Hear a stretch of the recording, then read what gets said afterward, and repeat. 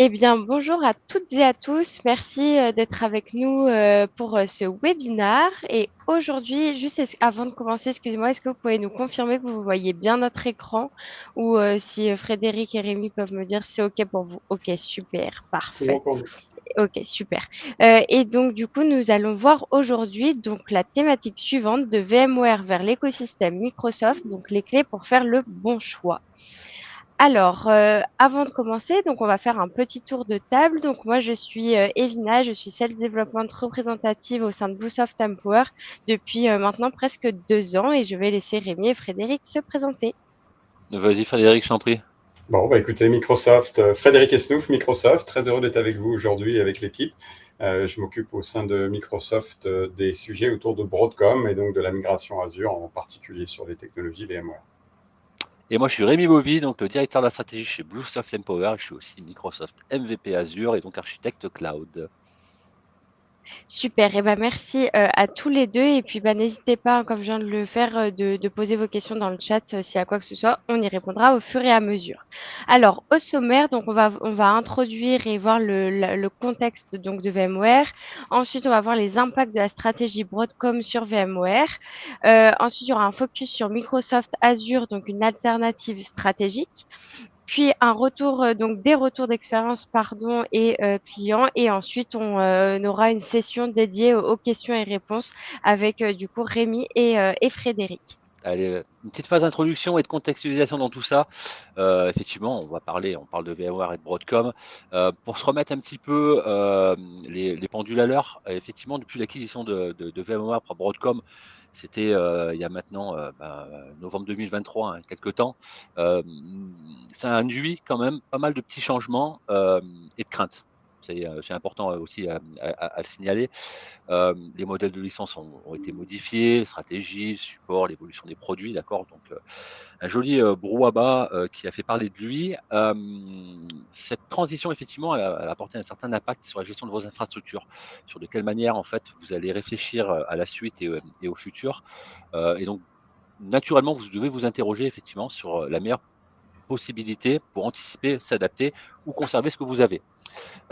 J'ai posé quelques petits carrés juste en dessous là, mais Frédéric y reviendra et puis moi plus en détail effectivement. L'acquisition de VMware par Broadcom, elle a induit une augmentation des coûts, d'accord, elle est indéniable, elle a été annoncée dès le début. On a aussi quand même la fin des licences perpétuelles qui a été quand même un gros changement, un changement majeur dans la façon de voir les choses.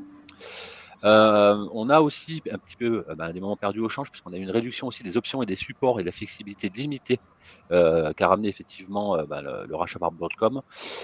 Et donc forcément, ça a induit une hausse des demandes pour des recherches d'alternatives. C'est toutes ces questions-là que vous pouvez vous poser. Alors donc naturellement, nous on s'est posé la question de savoir si effectivement Microsoft était ou pas la bonne alternative et de quelle manière elle était. Pas mal de petits changements, effectivement, mais il y a une chose qui ne change pas normalement, c'est vos enjeux. D'accord. Eux, ils ne doivent pas trop changer dans le temps.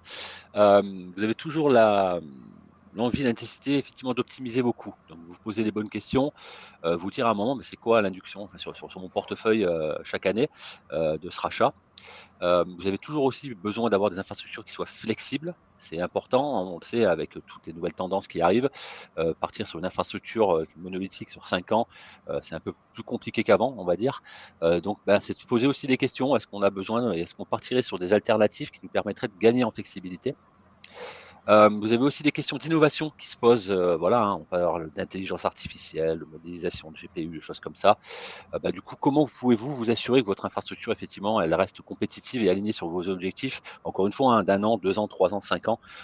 Mais on le verra par la suite, hein. Le cloud public, le cloud, on va dire, ou des solutions autres vont permettre effectivement de gagner en innovation et de vous permettre d'avoir des briques périmétriques d'innovation. Et puis forcément la pérennité, d'accord. Quelle stratégie adopter pour garantir une stabilité et des performances de vos environnements sur le long terme, sur ces 3, 4, 5 ans. Donc notre objectif du jour, on va essayer de le remplir avec Frédéric, d'accord. Ça va être de vous donner des clés, d'accord, vous répondre à vos questions et vous donner des clés pour effectivement prendre des bonnes décisions ou au moins avoir des axes de réflexion là, dans les prochaines semaines, les prochains mois, parce que je pense que les 3 questions qui sont en dessous, vous devez vous les poser. Donc on va essayer d'y répondre voilà, délicatement. Frédéric, passe le micro, j'allais dire, ça fait un peu comme à la radio, d'accord.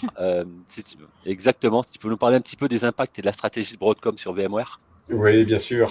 Donc, pour vous donner un petit peu de contexte du point de vue de Microsoft, je l'évoquais tout à l'heure, au sein de la grande maison Microsoft, on a une équipe particulière qui a plutôt une échelle européenne qu'on appelle les Black Belt, donc je fais partie, et cette équipe s'appelle Migration.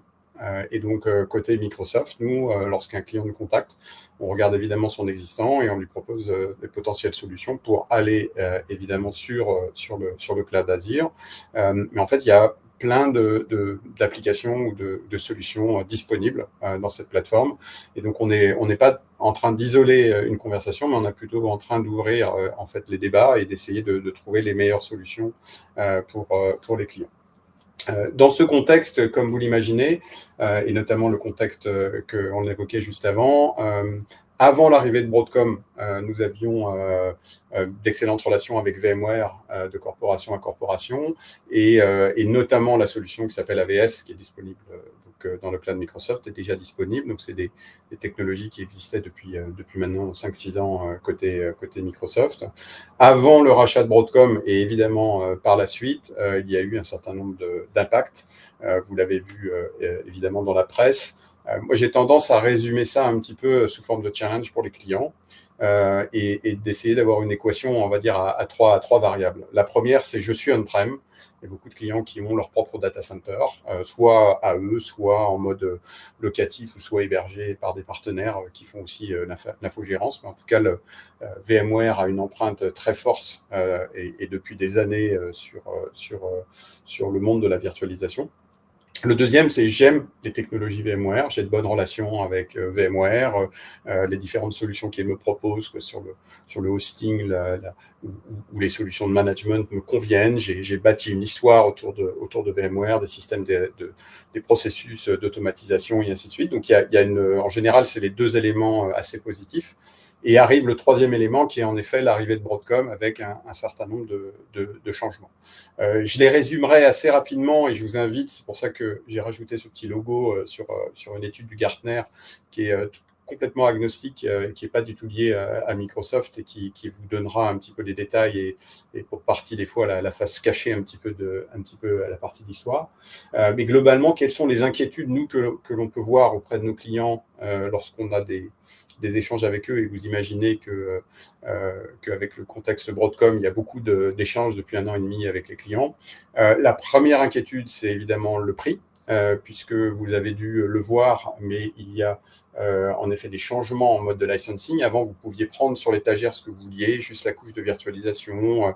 Mais je voudrais la virtualisation plus le réseau. Enfin bref, vous faisiez un petit peu votre marché et vous utilisiez exactement les composants dont vous aviez besoin. Et vous étiez en mesure de panacher ces composants. Par exemple, sur un gros site, un gros data center, j'ai 4-5 solutions. Et puis sur une petite usine, j'en ai que 2. Donc, vous pouviez faire votre histoire.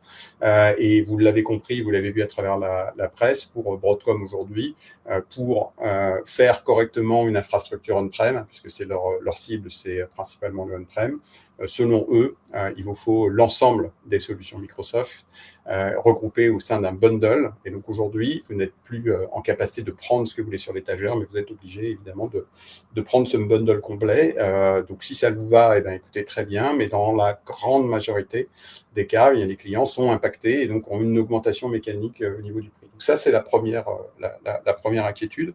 Mais ça ne doit pas être la seule, parce que si on raisonne que en termes de prix ou de coût, je pense qu'on voit la réalité un petit peu de façon étroite. Le deuxième élément que l'on peut voir, c'est la réputation de Broadcom, et notamment, comme vous l'avez vu, il y a beaucoup de départs, beaucoup de gens qui quittent l'entreprise, et donc une difficulté maintenant à discuter avec l'éditeur en direct. Donc ça, c'est une vraie crainte, que ce soit dans les négociations commerciales, mais également sur la partie technique. La troisième crainte, c'est le produit, comment il va évoluer, notamment sur sa stabilité, même si ils ont annoncé des investissements quand même assez importants, mais voilà, en termes de qualité de relation, il va y avoir forcément des choses. Le quatrième point, c'est évidemment le support. C'est une évidence. Et puis, on en parlait il y a quelques minutes, l'innovation. Lorsqu'on parle d'AI, mais pas seulement de ça, de nouvelles technologies et autres. Mais comment on va faire en sorte que les produits évoluent et notamment les produits de VMware dans la bonne direction. Donc il y a un certain nombre de craintes côté client, c'est la troisième partie de l'équation. Et si je reviens sur le premier, eh bien si je dois impérativement ou si je veux impérativement rester on-prem, alors je n'ai pas d'autre choix que de quitter le monde VMware et d'aller vers autre chose et donc de faire une migration qui va prendre un certain nombre d'années. Je pars de VMware vers une autre destination et on l'explicitera un petit peu plus loin. Et donc, globalement, dans 3 ans, vous serez toujours on-prem, vous ferez toujours de la virtualisation, mais vous serez sur une autre plateforme. Et donc, votre investissement, votre argent, votre temps, vos nuits, vos week-ends vont être consacrés à juste une migration technique.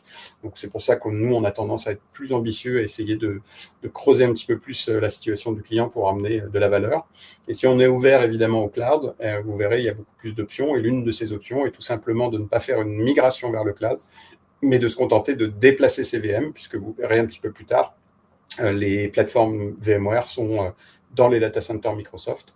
Donc, au lieu de changer les binaires, de faire des études et autres, on a juste besoin donc, de déplacer ces VM. Et donc, on est très rapidement en capacité de faire face aux différents points d'inquiétude, c'est-à-dire le prix, on verra un petit peu plus tard, mais en effet, vous n'êtes pas impacté par les augmentations de tarifs.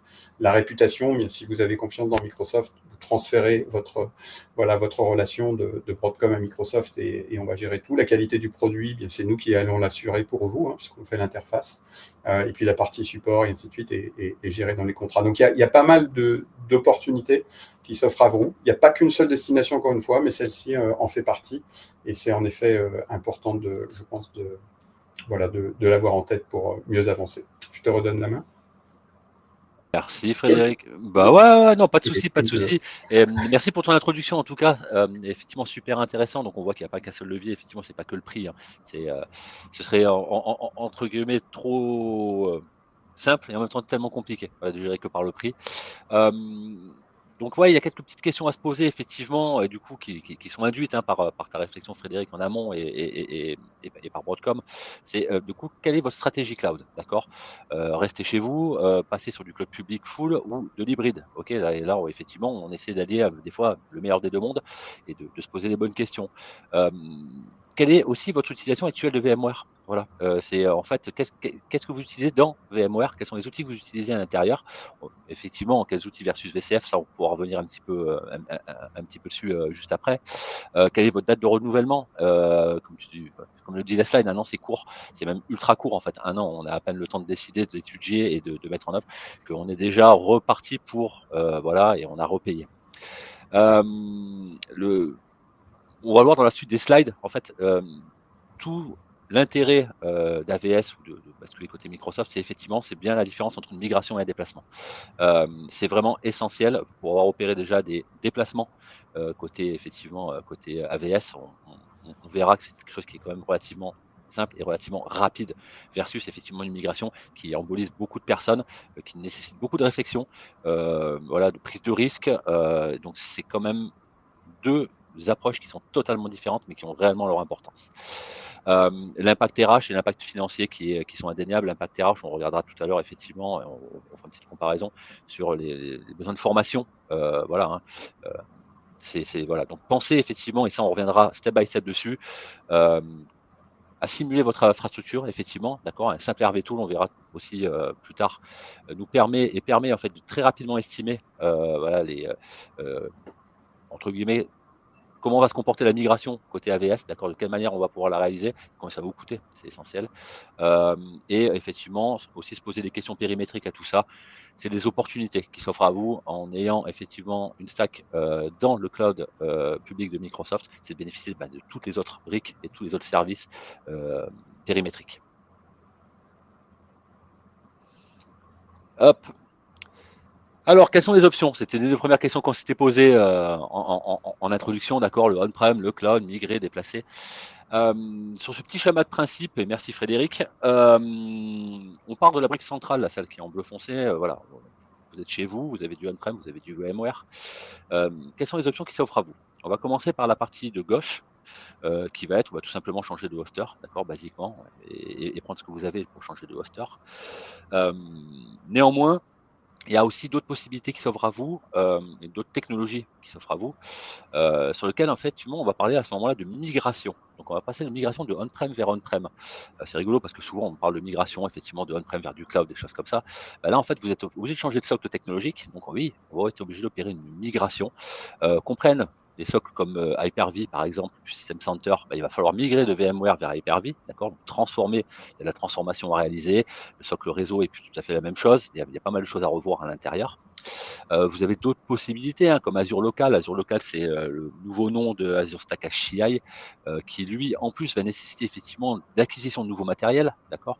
Alors, ces options-là, elles sont pas déconnantes, hein. Il faudra les transposer aux questions qu'on s'est posées tout à l'heure. C'est quoi votre temporalité? À combien vous vous projetez? Quels sont les coûts associés à tout ça? Parce que passer sur du Stack HCI et du renouvellement de matériel, si ça rentre effectivement dans le cadre de votre renouvellement de parc à ce moment-là, c'est une option aussi à envisager. Et puis, il y a aussi toutes les autres solutions dites non Microsoft, qui peuvent être de l'open source, on reviendra un petit peu dessus tout à l'heure, qui sont aussi certainement des alternatives viables sur lesquelles, effectivement, il va falloir quand même bien travailler pour plein de raisons, nouvelles technologies, formation des équipes, et encore une fois, une migration de vos ressources et pas un déplacement. On passe à droite du schéma maintenant, donc la partie en orange, où là, on va se focaliser un peu plus sur deux technologies qui sont au même endroit, hein, mais deux technologies. Donc AVS, donc qui est la partie VMware effectivement dans Azure, et Azure en tant que tel. Donc pourquoi AVS? Et là, on l'a bien remarqué, c'est du déplacement et non une migration. Donc en gros, je vous montrerai sur un petit schéma de principe tout à l'heure qu'on va mettre une interconnexion, d'accord, entre votre data center VMware, où il y a du VMware, et Microsoft, sur lesquels effectivement vos machines, elles vont pas être refactorisées, transformées, modifiées, d'accord, elles vont juste transiter de A vers B. Donc c'est pour ça qu'on parle de déplacement. C'est quelque chose qui est rapide, qui se fait de manière, voilà, alors, toujours tributaire du débit qu'on va mettre en œuvre, des choses comme ça. Néanmoins, voilà, on va dire la difficulté, la complexité, on enlève cette couche-là complètement. Pourquoi basculer côté AVS? Et ça, on va revoir là, du coup, sur la partie droite, un peu plus en extension, parce que du coup, vos infrastructures se retrouvent dans Azure. Et c'est du VMware, ça reste du VMware, hein, mais dans Azure. Et donc, du coup, ça permet aussi soit de bénéficier des services périmétriques, soit se poser la question, et là, de manière plus progressive, à une transformation vers du cloud public, donc des services IaaS, PaaS ou SaaS fournis par Microsoft. Et là, on a un peu plus de temps. Voilà. Et on est surtout à proximité des services. Je vous propose un petit tableau de comparaison rapide. Donc là, je vous ai montré effectivement la partie gauche, la partie droite. C'est là où je viens de me voir que je me suis gouré de code couleur, mais c'est pas très grave. Voilà, dans la portée, c'est pas important. Sur la partie droite, on va retrouver des options alternatives qu'on vous a présentées. Donc effectivement, Azure Local, Hyper-V. Là, je nomme volontairement d'autres solutions qui sont connues aussi, hein, Nutanix, Proxmox. Ce sont certainement des solutions que vous avez entendu parler. Là, sur ces 4 solutions-là, on est sur de la migration de ressources. Voilà, avec tout ce que je vous ai expliqué juste avant. Donc effectivement, des temps qui sont vachement plus longs. Là, on voit qu'une durée moyenne de migration complète, hein, d'accord, pas juste quelques machines par-ci par-là, complète. On est sur des durées qui sont de 1 à 3 ans, plus vers 3 ans que vers 1, d'accord. Ça dépend encore une fois de la taille des infrastructures. Mais ça nécessite surtout une formation des équipes. Vous avez des équipes qui ont été formées, qui ont utilisé depuis des années des socles VMware. Ils sont peut-être certifiés, d'accord, ils ont l'habitude de faire ça tous les jours.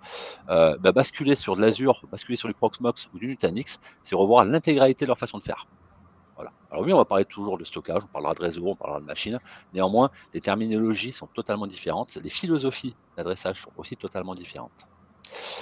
Et basculer sur ces offres alternatives vous offriront certainement moins de flexibilité. C'est une certitude. Néanmoins, on pourra toujours venir interconnecter ces infrastructures-là avec de l'Azure si besoin, hein, pour aller bénéficier de services via de l'Azure Arc, mais ça crée de la complexité. Alors que si on utilise la solution Azure VMware Solution, on est sur du déplacement de ressources, très rapide. Aucun changement des processus et des outils. Ça, c'est vraiment super sympa parce que du coup, là, vos équipes, entre guillemets, pas d'inquiétude à avoir. Donc, la composante que je vous donnais en introduction, qui est un peu d'anxiété et de stress, celle-là, elle n'y est plus. Une durée moyenne qui peut aller de quelques semaines à plus ou moins 6 mois, d'accord, pour un déplacement complet. Encore une fois, ça dépend de taille d'infrastructure et de ce qu'on souhaite migrer, de quelle manière on souhaite le faire, migrer, déplacer. Et ça vous ouvre surtout la possibilité de basculer vers Azure et des services associés. Ça, c'est un gros avantage. Je vous propose de vous donner un petit peu plus de détails, de rentrer un peu plus dans le détail d'AVS, parce qu'on en parle quand même depuis tout à l'heure, et c'est quand même l'alternative qu'on souhaite mettre en avant aujourd'hui. AVS, c'est pas quelque chose qui est récent, d'accord? C'est pas sorti du chapeau par le rachat de Broadcom par VMware. C'est quelque chose que Microsoft a de catalogue et que c'est disponible depuis à peu près 2020. Voilà. Moi, j'ai connu à peu près cette solution-là, voilà, un petit peu en amont. J'avais eu des bruits de couloir, mais voilà, depuis 2020 et qui est totalement disponible. Elle apporte quand même une exécution native de VMware sur Azure. Ça, c'est super important parce qu'en fait, vous retrouvez vos briques que vous connaissez déjà, d'accord? C'est du vSphere, c'est du vSAN, c'est du NSXT. Ce sont des choses qui sont connues et qui tournent naturellement sur des serveurs côté Microsoft. La migration est simplifiée parce que là, on parle de déplacement. On est full intégrable avec des services périmétriques côté Azure. Donc, si demain vous voulez bénéficier de services de sécurité, d'intelligence artificielle, du stockage étendu, voilà, ou enrichir un petit peu, voilà, vos workloads avec des services Azure, on est dedans, d'accord? Donc, au niveau réseau, on va pouvoir s'interconnecter très rapidement. Vous allez avoir une optimisation des coûts qui va être possible aussi. Donc là, vous avez une réduction des coûts, puisque typiquement, les modèles de consommation n'est pas du tout le même que si vous deviez payer effectivement des licences perpétuelles ou du coup reprendre des abonnements côté Broadcom. Là, on va être sur un modèle financier côté Microsoft, dans lequel on verra, et ça sera en deuxième partie en plus, vous pouvez bénéficier de discount. Donc ça, c'est relativement intéressant. Et c'est pour ça que ça va être important de pouvoir au moins vous faire une projection pour savoir combien ça peut vous coûter et quel effort ça va nécessiter.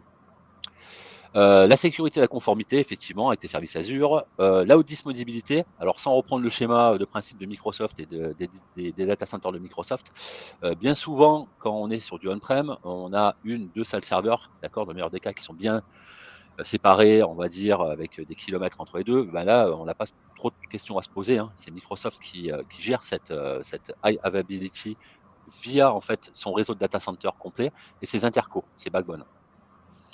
Et puis surtout, le dernier point, c'est aucun changement d'habitude sur vos équipes. N'hésite pas, Fred, si tu veux compléter ou si tu as des petits... Oui, peut-être un point important que tu viens d'évoquer, mais tu l'as en tête et parce qu'on en fait beaucoup. Je l'évoquais en introduction sur le changement de licensing de Broadcom. Je l'évoquais, avant vous pouviez prendre sur l'étagère ce que vous vouliez, et maintenant vous êtes plus ou moins contraint de prendre donc, le bundle qui s'appelle VCF, VMware Cloud Foundation.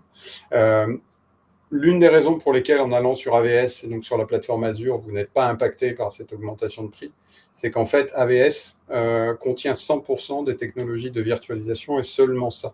C'est-à-dire que vous n'êtes pas contraint de prendre l'ensemble du bundle VCF et donc mécaniquement, vous seriez impacté par cette augmentation.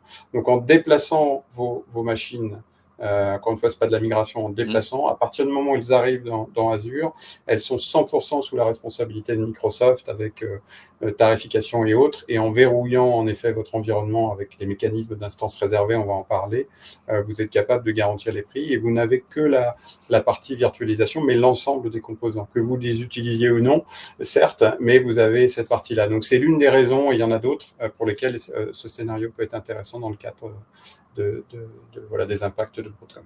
C'est clair. Merci Frédéric. Et effectivement, quand on voit là, sur cette slide le prix d'AVS comprend effectivement la prise en charge complète des composants VMware. Ça, c'est super intéressant dedans. Mais pas que. En plus, on a une mise à jour de sécurité sur des anciennes OS et donc du coup la possibilité d'avoir des mises à jour de sécurité étendues. La mise à jour de votre plateforme VMware qui est prise en charge aussi dans le prix. Et effectivement, la possibilité d'utiliser VCF Build. Donc la Bring Your Own License, j'ai fait un petit slide dessus pour vous expliquer un petit peu parce que si vous avez des add-ons que vous avez déjà chez vous ou des choses comme ça, vous allez pouvoir les porter côté AVS. L'intérêt de ce slide, c'était juste pour vous montrer rapidement un petit peu ce que vous faisiez entre guillemets avant et ce que vous faites au jour le jour sur vos infrastructures. C'est-à-dire qu'en plus de la gestion de vos applications, de vos systèmes d'exploitation, vous devez gérer les hyperviseurs, le stockage, les serveurs, le réseau, le stockage, l'alimentation, le refroidissement, certainement votre salle serveur, toute la partie immobilière, donc acheter et acquérir des salles serveurs, les mises à jour de sécurité étendues. Je parle vite volontairement, ça fait beaucoup. Si on passe côté VMware effectivement et côté AVS, à ce moment-là, vous êtes ici, vous êtes sur le Customer Manager, d'accord? C'est-à-dire en gros, vous n'avez plus qu'à vous prendre, à donner vos journées sur vos applications, vos systèmes d'exploitation entre guillemets et à la gestion juste de VMware. Donc c'est quand même du confort et vous allégez quand même votre charge de responsabilité et de travail. Tout le reste, effectivement, c'est porté par Microsoft. Peut-être je peux apporter quelques détails sur comment ça se fonctionne derrière. En fait, donc, on utilise souvent le terme de Managed Services dans AVS, parce que c'est une offre cloud, c'est pas du hosting, c'est une offre cloud, c'est une offre qu'on appelle souvent aussi first party, c'est plus haut niveau d'intégration avec Microsoft. Donc en gros, tu l'as évoqué, il y a les mises à jour de sécurité sur la plateforme VMware et il y a les montée de version de la plateforme elle-même, V7, V8, V8, V8 points et ainsi de suite. Donc nous, on reçoit côté ingénierie les mises à jour de Broadcom, que ce soit de la sécurité ou que ce soit des montées de version. On les teste et on les valide de la même façon qu'on validerait n'importe quel autre correctif de sécurité pour un équipement réseau ou pour une distribution Linux. Donc ça passe chez nous. Donc toute cette partie de qualification et d'expertise très pointue, vous n'avez plus du tout besoin de l'avoir. Vous passerez plus vos week-ends à mettre à jour vos plateformes. C'est Microsoft qui va le prendre en charge. Dès que c'est des correctifs de sécurité, on les déploie et après on informe les clients. Quand c'est des montées de version, on informe les clients et après on les déploie. Et il y a, je ne peux pas évidemment partager de statistiques avec vous, mais il y a une partie des mises à jour que l'on reçoit de Broadcom que l'on refuse pour une raison de stabilité. D'accord. Et donc, pour ceux qui ont déployé les premières versions de la V8, vous avez dû avoir quelques soucis de montée de version et autres. Typiquement, la V8, on a mis, je crois, 4 mois à commencer à la déployer sur AVS en raison des problèmes de stabilité et du modèle économique et du modèle technique du cloud.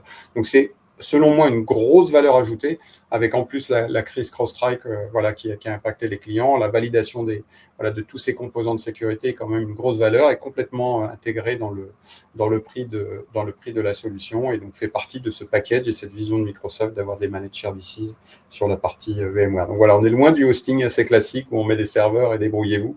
Là, c'est vraiment une partie très noble qui est déléguée à Microsoft et vous gardez évidemment, tu l'évoquais tout à l'heure, la responsabilité de ce qui tourne à l'intérieur des VM. Peut-être un petit détail pour vos VM obsolètes, notamment en 2012. À partir du moment où vous avez déplacé votre VM d'un simple clic, vous allez bénéficier évidemment des updates des sécurités gratuits.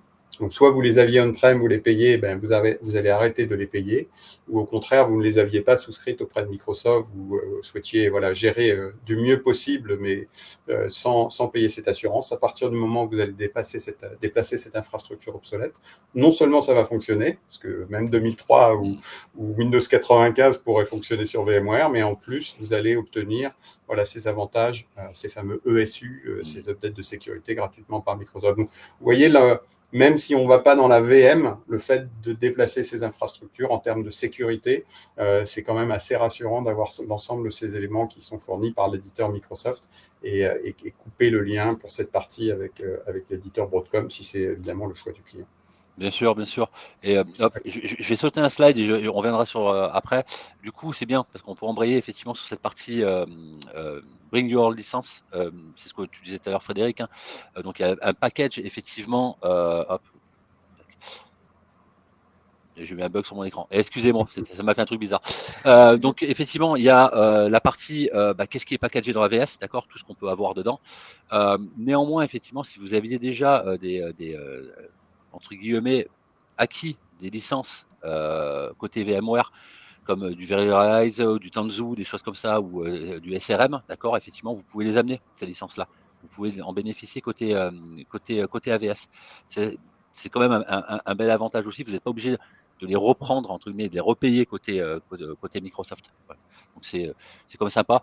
Alors, effectivement, c'est réduction des coûts si vous avez déjà des licences valides. Hein, vous ne repayez pas deux fois les choses. Ok. Et puis surtout, ce que disait Frédéric tout à l'heure, c'est sur étagère, en fait. Hein, maintenant, vous achetez des choses monobloc. Là, ça vous permet quand même d'être un peu plus flexible sur les services additionnels que vous souhaitez ajouter à votre socle VMware dans AVS. Alors, la bonne stratégie de licensing pour Broadcom, ça peut être intéressant de vous la partager. Si vous avez un périmètre de votre infrastructure, je prends un cas d'école histoire que l'on raisonne de façon simple. Vous prenez vos dev tests et vous dites, voilà, mon dev test, j'ai envie dans 3 mois, 6 mois de le déplacer dans AVS. À ce moment-là, il faut le déplacer dans AVS et dans AVS, vous aurez toutes les licences qui sont comprises de virtualisation. On a annoncé aussi le support de ARIA, qui est la partie monitoring, management au sens large. Et par contre, ça sera à vous de licencier évidemment Tanzu ou autre, parce que là, pour le coup, ça ne fait pas partie du bundle AVS. En revanche, si vous avez déjà VCF ou si vous avez des infrastructures qui nécessitent d'avoir ce bundle VCF, si vous déplacez ces infrastructures, en fait, en indiquant à Microsoft que vous avez déjà vos licences, nous, on ne va pas évidemment reprendre ce montant d'argent pour le redonner à Broadcom derrière. Globalement, c'est à peu près 15% de réduction sur l'infrastructure. La couche de virtualisation est valorisée à hauteur de 15% quand on a des instances réservées de 3 ans, pour vous donner une idée. Donc, si ça vous coûte 1000, vous n'allez pas économiser 1000, hein, vous économiserez juste 15% du prix d'AVS, mais en tout cas, pour des clients qui ont déjà des licences VCF, ça peut être intéressant. Donc, gardez en tête, si votre objectif c'est AVS, allez-y directement, pas besoin de VCF. Et si vous avez déjà renouvelé, si vous avez déjà du patrimoine et que vous voulez réduire le nombre de cœurs, eh bien, ça peut être un mécanisme, le Bring Your Own License, assez intéressant. Ouais, c'est super intéressant. Je pense que ce système-là, il a vraiment sa valeur. Je vais juste revenir sur un slide qui était juste avant, mais que j'aurais dû mettre après. On parle d'AVS depuis tout à l'heure, d'accord, effectivement. Juste pour vous montrer sur un petit schéma de principe et très rapide, d'accord. Qu'est-ce qu'on parle par effectivement AVS? Alors, il y a les services managés, il y a tout. Derrière, il y a comme de la capacité, d'accord? C'est le but aussi. Il y a des hôtes, il y a des nœuds, il y a des choses comme ça. Sur le petit schéma que vous voyez en haut, on voit très rapidement, en fait, la brique de gauche, c'est chez vous, la brique de droite, c'est Data Center de Microsoft. On met un lien entre les deux, d'accord? Alors là, c'est d'ExpressRoute, mais ça pourrait très bien être du VPN, des choses comme ça, sur lequel, effectivement, on va créer une interconnexion et on va pouvoir faire, effectivement, le déplacement des ressources de gauche à droite et bénéficier de tous les services Azure. Côté AVS, effectivement, on a des AV36, 36P, 52, AV64. Je ne sais même pas si ma slide est totalement à jour. Je crois qu'il y a peut-être des nouvelles annonces aussi alliées. Ouais, allez, on n'en est pas loin, voilà, effectivement. Avec quelques limitations en haut, mais vous voyez que c'est quand même assez violent. Donc ouais, il y a de la capacité par derrière, il y a surtout la possibilité de choisir ces capacités-là. Alors, ça dépend de vos workloads, ça dépend de vos usages, forcément, du nombre de machines que vous avez hostées, du stockage que vous avez. Mais voilà, on a quand même ce panel de choix à l'intérieur. Alors, le but, c'est peut-être pas de rentrer dans le détail aujourd'hui, Frédéric. Voilà. Si tu as, toi, une information ou deux à rajouter sur cette partie-là. Oui, bien sûr, c'est intéressant de comprendre ce qui se cache derrière. Donc, déjà, les noms, AV veut dire VMware, AVS, d'accord? Donc, ce sont des machines qui sont dédiées dans le portfolio global des différentes options de Azure qui sont dédiées à la partie VMware. Et ensuite, le chiffre que vous voyez après, 36 ou 52 ou 64, c'est le nombre de cœurs qui sont disponibles sur cette machine. Et après, une résultante, RAM et espace disque, évidemment.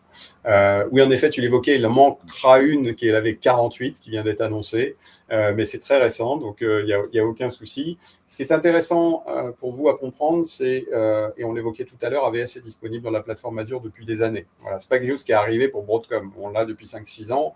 Vous verrez tout à l'heure, je vous parlerai d'une référence client qui s'appelle UBS. On a migré des infrastructures à des échelles que vous ne pouvez même pas imaginer. Voilà, il y a 3 ans, et donc c'est pas quelque chose de récent. On sait faire ce genre de choses. Simplement, Broadcom est arrivé, en générant des vibrations un petit peu différentes. Ce qui est important néanmoins à comprendre, c'est que, comme vous voyez, ces machines AV36, AV36P, AV52, c'est des machines globalement de même génération. Nous, on appelle ça un peu la génération 2. Ce sont des machines hardware dédiées, imposées par Broadcom en termes de matériel et qui nécessitent en termes d'ingénierie, l'achat, le racking et ainsi de suite, pas mal d'efforts. Et là, on rentre avec les AV64, donc une troisième ère un peu d'AVS, donc ça accélère fortement, qui sont plutôt être des machines fleet, donc dans notre jargon, qui sont des machines qu'on va être capable globalement de racker en 2 semaines, alors que sur les anciennes générations, on est vraiment sur du rackage assez classique. Donc ça veut dire quoi? Ça veut dire qu'en termes de cycle de vie, on va être excessivement agile, quasiment à la vitesse des machines virtuelles du IaaS. Donc pour Microsoft, c'est évidemment très intéressant, mais également pour les clients, parce qu'ils vont avoir un portfolio de différentes puissances qui vont être mises à disposition. Et donc, vous allez pouvoir panacher un petit peu comme vous le souhaitez. Pour vous donner quelques métriques, on démarre toujours avec 3 petites machines AV36, donc des 36 cœurs. C'est encore imposé aujourd'hui par Broadcom, ça disparaîtra peut-être d'ici 1 an, peut-être avant, on ne sait pas, dès qu'on va pouvoir aller dans la 3e génération que j'évoquais. On commence toujours par ces 3 petites machines. Et ces 3 petites machines, par exemple des AV36, c'est à peu près 120 machines bureautiques assez classiques. Alors évidemment, si on a besoin de plus de RAM, on divise et on en a un peu moins, mais globalement, pour vous donner une idée. Et ensuite, on va rajouter des Lego par-dessus, en général de machines AV64, de 64 cœurs. Donc il faut voir votre infrastructure et vos clusters un peu comme un jeu de Lego. 36 cœurs au début, on peut en rajouter éventuellement si on veut, d'autres 36 cœurs, mais en général, on passe très rapidement aux 64 cœurs, parce qu'on est sur des migrations générales qui ne sont pas que pour une centaine de VM, ça marche aussi, mais les challenges, c'est plutôt plusieurs milliers, et on va rajouter ces briques, et on va rentrer dans le modèle économique de Microsoft, c'est-à-dire que chacune des briques, lorsque vous allez la rajouter, vous allez soit la prendre en pay-as-you-go, soit en instance réservée 1 an, 3 ans, voire même 5 ans si vous voulez vérifier. Donc, gardez ce chiffre en tête, même 5 ans si vous voulez verrouiller vos risques pendant 5 ans, risque d'augmentation de prix, risque de pérennité, risque de perte de confiance et autres. En passant sur AVS avec un simple move, vous allez être capable de, vous voyez, sécuriser énormément. En général, on est plutôt sur une échelle de 3 ans, parce qu'il y a souvent de la transformation derrière. Et donc, vous allez pouvoir en rajouter et en retirer à la demande pour augmenter ou réduire votre infrastructure. Et c'est ça qui rend en fait cette approche assez intéressante et assez dynamique. Donc, voilà un petit peu comment se passent les choses. Évidemment, si vous avez des questions, n'hésitez pas dans le chat. J'essaierai d'y répondre le plus rapidement possible pendant la session. Merci, c'est la partie Fred. cachée. Ouais. Exactement. Qu'est-ce qui se passe derrière? Et ça permettait aussi, oui, effectivement, de présenter un petit peu. Moi, ce que je retiens et ce qui est super important, effectivement, c'est que si vous faites de l'acquisition maintenant, entre guillemets, et vous engagez sur 3 ans, les tarifs sont verrouillés. Ça, je pense que c'est vraiment quelque chose qui est super important à garder en tête. Hop. Je vais avancer un petit peu. On avait parlé tout à l'heure en introduction, effectivement, de la possibilité aussi avec AVS, entre guillemets, soit d'être dans de la continuité, soit d'être dans la synergie avec d'autres systèmes. Si on prend l'exemple, par exemple, de la VDI, voilà, je ne sais pas si vous faites du VMware Horizon, mais c'est quelque chose quand même qui est relativement répandu, qu'on a du VMware. On a la possibilité soit de continuer à faire du VMware Horizon, d'accord, dans AVS, soit effectivement ensuite doucement de bifurquer vers une solution qui pourrait être, par exemple, comme AVD, Azure Virtual Desktop, côté Azure. Côté apps modernisation, vous pouvez continuer effectivement à faire du Kubernetes sur du Tanzu, mais vous pouvez aussi bénéficier du coup d'Azure Kubernetes Services, AKS, qui serait à proximité. Et ça, c'est entre guillemets réplicable sur à peu près toutes les briques. On peut aussi bénéficier des briques de sécurité de Microsoft comme Purview. On peut prendre des solutions de supervision, d'accord. Alors soit vous conservez votre Centréon ou autre solution que je nommerai pas, ou prendre de l'Azure Monitor. Vous pouvez aussi bénéficier des services Azure OpenAI, d'accord, qui serait à proximité. Et surtout au niveau du stockage, vous avez aussi du choix.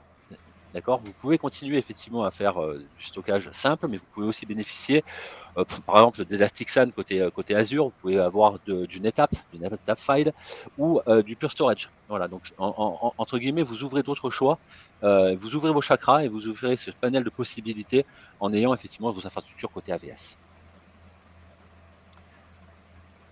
Fred, un petit retour d'expérience parce que ouais. Magnifique, retour d'expérience très positif. Non, très très sérieusement. Alors, c'est toujours difficile de vous partager les références clients, parce que comme vous le savez, lorsqu'on fait un projet avec un client et en général qui atteint ses objectifs, il y a encore quelques démarches pour avoir l'autorisation de publier. Donc, les noms que je vous mets à disposition ici sont des noms de clients qui ont non seulement déployé donc AVS, mais qui ont aussi évidemment autorisé la publication.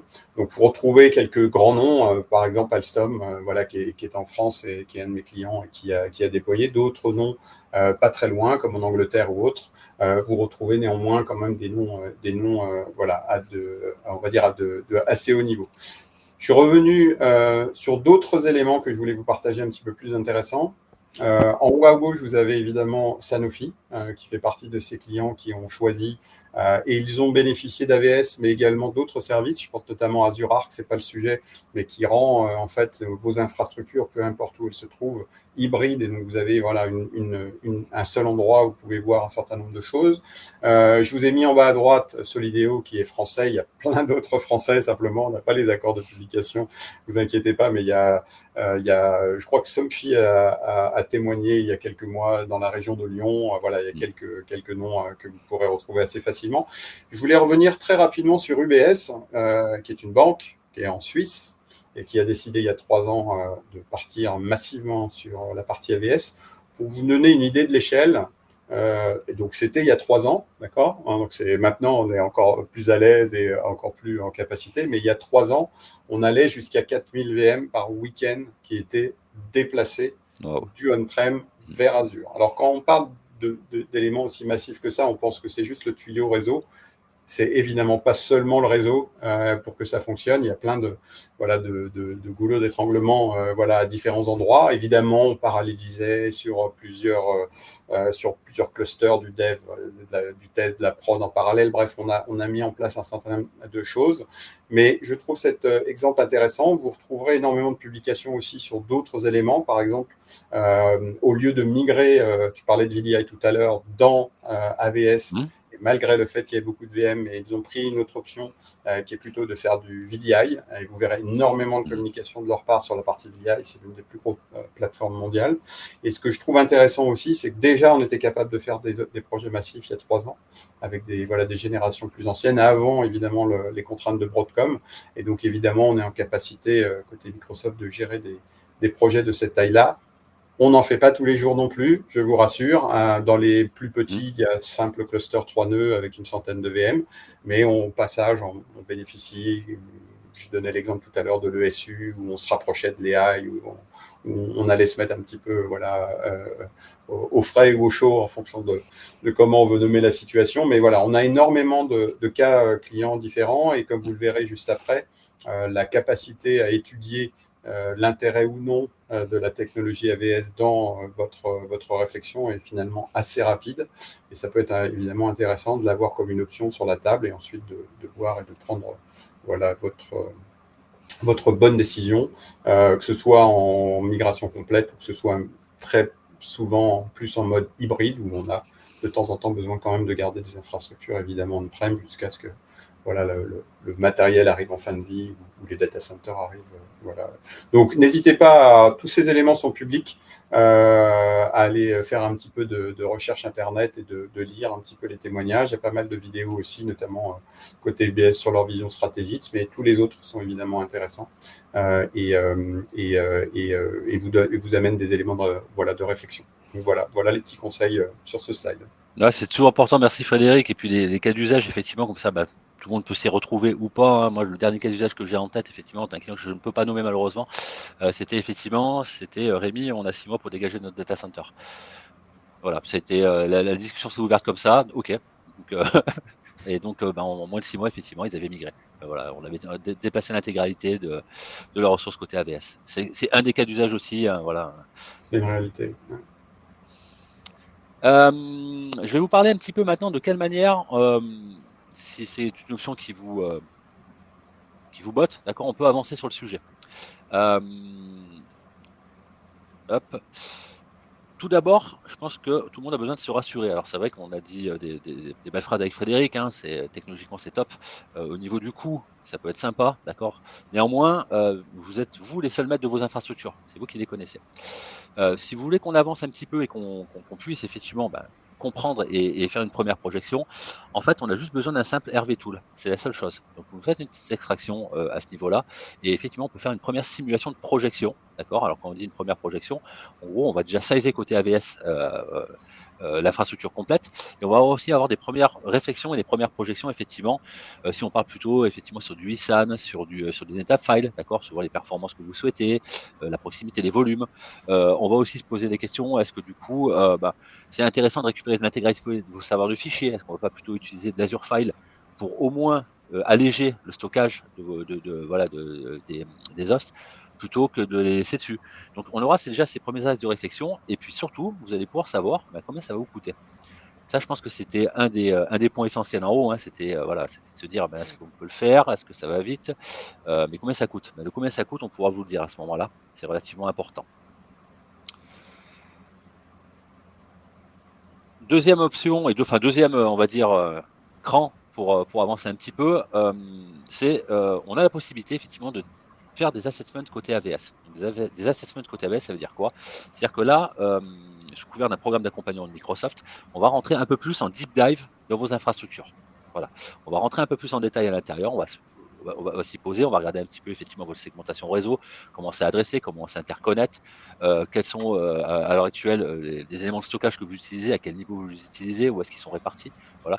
Et grâce à cet assessment-là, on va pouvoir effectivement avoir une projection qui sera plus de l'ordre d'une feuille de route ensuite, d'accord, pour vous donner aussi de la temporalité. C'est bien de vous dire à un moment on peut y aller, vous dire combien ça coûte, mais vous dire combien de temps ça va prendre et comment on y va, c'est relativement important. On peut aussi étendre cet assessment-là avec une projection vers du cloud public, d'accord, partiel, potentiellement, en se disant pendant la première étude d'assessment, j'ai tel workload, peut-être notre VDI sur lequel on n'est pas super content de ce qu'on a à l'heure actuelle, on voudrait la passer côté Azure. Dans ce cas-là, on fera plutôt un assessment du style Azure Migrate, dans lequel on pourrait basculer effectivement quelques ressources d'AVS dans de l'Azure natif, dans du cloud public pur et dur. Voilà. Donc en alliant ces deux assessments-là, donc l'AVS plus l'Azure Migrate, on pourra avoir une big picture complète de ce que pourrait être votre infrastructure sur 6 mois, 1 an, 2 ans, complète. Le but de ces deux assessments-là, ensuite, c'est effectivement de vous fournir une feuille de route. Une feuille de route, c'est quelque chose qui est présentable à vos équipes internes, c'est quelque chose qui est présentable à votre direction des systèmes d'information, voire à votre codir. En gros, on va lister précisément toutes les actions qui vont être réalisées. On va dessus appliquer ces actions sur un planning aussi temporel, contextualisé, parce qu'on aura discuté avec vous. On pourra vous donner des éléments financiers chiffrés, d'accord, des éléments financiers qui seraient de l'ordre de licensing, peut-être côté Microsoft, et aussi de, on va dire, de prestations côté Bluesoft Empower. Et on aura surtout aussi une première image d'une matrice de risque et d'impact. Ça, c'est important aussi de pouvoir se rassurer, se dire à un moment, voilà, en choisissant cette solution qui pourrait être un déplacement vers AVS, on va limiter nos risques et nos impacts sur notre infrastructure, sur notre business, d'accord, c'est quand même essentiel. On parle d'infrastructure de production. Hein. Donc cette feuille de route-là, elle permet quand même, effectivement, de mettre un tampon et d'acter tout ça. Quand on a fait tout ça, ce qui est intéressant de regarder, et là ça tombe bien, on a Microsoft dessus, c'est que nous, en fait, côté Bluesoft Empower, on a fait, entre guillemets, on a passé des certifications, d'accord. On passe quand même voilà, des choses qui nous permettent d'accéder à certains degrés de financement côté Microsoft. Donc on a des programmes d'accompagnement, aussi bien autour d'Azure et autour d'AVS, qui nous permettent de financer une partie ou complètement, d'accord, les opérations de migration vers AVS. Voilà. Parce qu'il y a la partie licensing, il y a la partie humaine aussi de mise en œuvre, sur laquelle effectivement on va pouvoir se faire financer une bonne partie. Ça viendra effectivement au moment où on aura défini la feuille de route ensemble. On aura entre guillemets le montant de l'enveloppe complète sur lequel on pourra effectivement regarder dans nos programmes lequel sera le plus adapté et lequel vous permettra entre guillemets de bénéficier du meilleur niveau de financement. J'en profite, j'ai eu une communication la semaine dernière, typiquement, et c'est des choses qui sont communes. Hein. Il y a des promos en cours en ce moment côté AVS. Il y a 60% sur le prix d'Azure VMware Solutions pour des instances réservées de 3 à 5 ans. C'est ce que tu parlais, Frédéric, tout à l'heure. D'accord. C'est-à-dire que si en plus on s'engage, on a déjà du discount. Et là, on a un discount complémentaire dessus. Donc on commence à avoir des tarifs qui sont attractifs dessus, sur lesquels en plus on a des tarifs qui vont être verrouillés. Et ça, c'est plutôt sympa. Voilà, alors c'est des promotions qui sont temporelles et qui ont une temporalité dans le temps. Là, ça va jusqu'au 31 décembre 2025. Donc c'est intéressant. Un RV Tool, une première estimation, d'accord. On prend les programmes d'accompagnement, on vous fait une projection financière complète dessus, et au moins vous êtes rassuré sur tout ça. Le dernier point, c'est la mise en œuvre, d'accord. Donc les équipes de Bluesoft Empower, conjointement avec Microsoft, sont en capacité de mettre en œuvre l'intégralité des workloads côté AVS. Côté Microsoft, il y a ce qu'on appelle la CMF, Migration CSU Migration Factory, avec qui je travaille à l'heure actuelle, alors sur les sujets AVS, mais aussi sur les sujets Azure de manière générale, qui est une division qui vient en renfort en fait des équipes Bluesoft Empower sur certains points, si possible, qui a quand même la capacité d'accélérer la migration. Et oui, déjà on est sur des déplacements qui sont rapides, mais en plus là on va accélérer, parce qu'on va bénéficier effectivement du support de l'éditeur Microsoft, avec des équipes qui sont formées à l'exercice, d'accord, qui maîtrisent bien les sujets et qui sont des facilitateurs dedans. Voilà. Ces offres-là, en plus, elles sont cumulables avec ce qu'on a vu avant, donc c'est que du bonus dans tout ça. Ok. Bah, je vois qu'il n'y a pas forcément plus de questions. Après, peut-être le temps de mûrir tout ça. Et n'hésitez pas, en tout cas, voilà, on reste disponible et je vous remercie en tout cas à tous les deux pour ce webinaire. Merci. Merci, on vous souhaite Merci à tous. Merci à toutes et à tous. Merci, Belle au fin de revoir. journée. Merci à Au tous. revoir. Au revoir. Très bonne journée à vous.